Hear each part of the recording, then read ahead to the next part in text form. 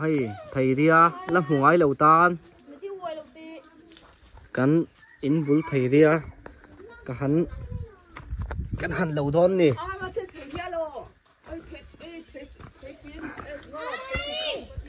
thầy ria cắn thầy ria lẩu đã về tòa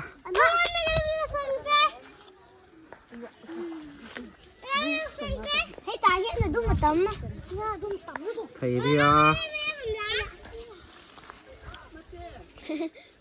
chung à đâu bằng ăn phụ phèn phụ mày à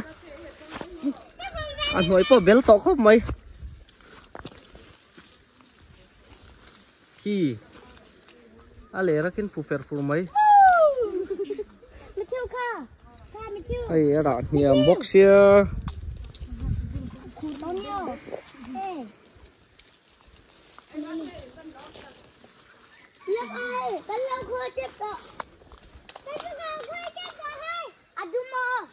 thầy ria thầy ria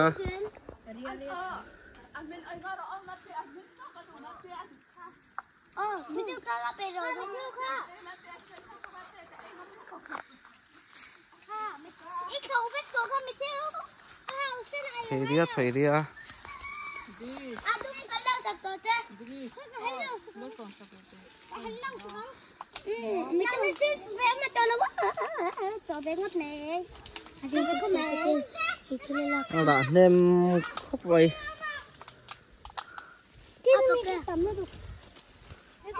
lúc mà tỷ lệ khóc mấy cắn tết lại cho nên cắn lẩu nó sát khí nè chút ruộng thì lẩu mò rồi hôm chú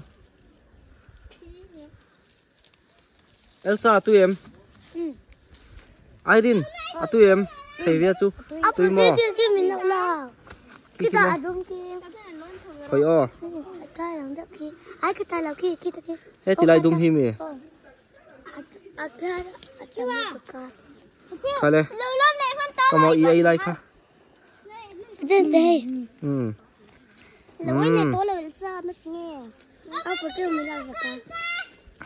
khai lên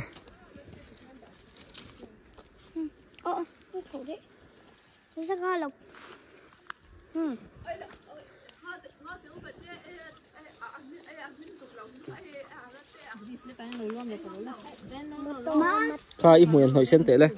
ai tin hỏi sen độ lên mùi lên rồi lên không mà lọc hết tệ lên thì khát lên Elsa nắng ít mùi ăn thì sen về sen tệ lên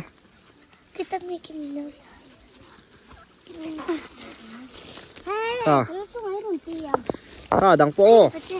khai lên in đủ ra lẩu đu lên hay không mà cô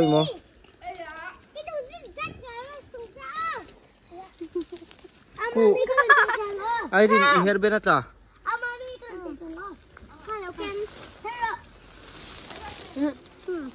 cắn thầy ria với khát mà cả lại về ngay đâu cắn ai về xin ngay bạc khát chứ anh tin nhiều mà thum nghe hang nghe đal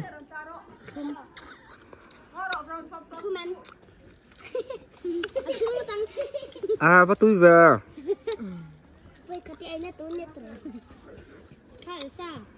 lâu tôi nghỉ hi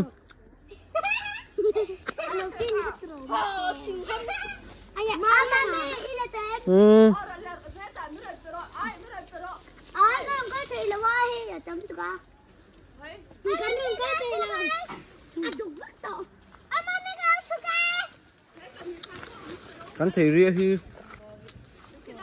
cũng gì đến cắn phải thế là cũng gì được hay hôm lâu thân chú sang là mặc hiện electric rủi cho mà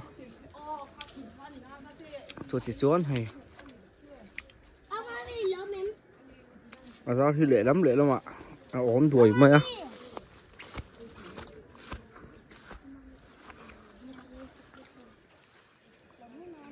xem môi hơi rõ đấy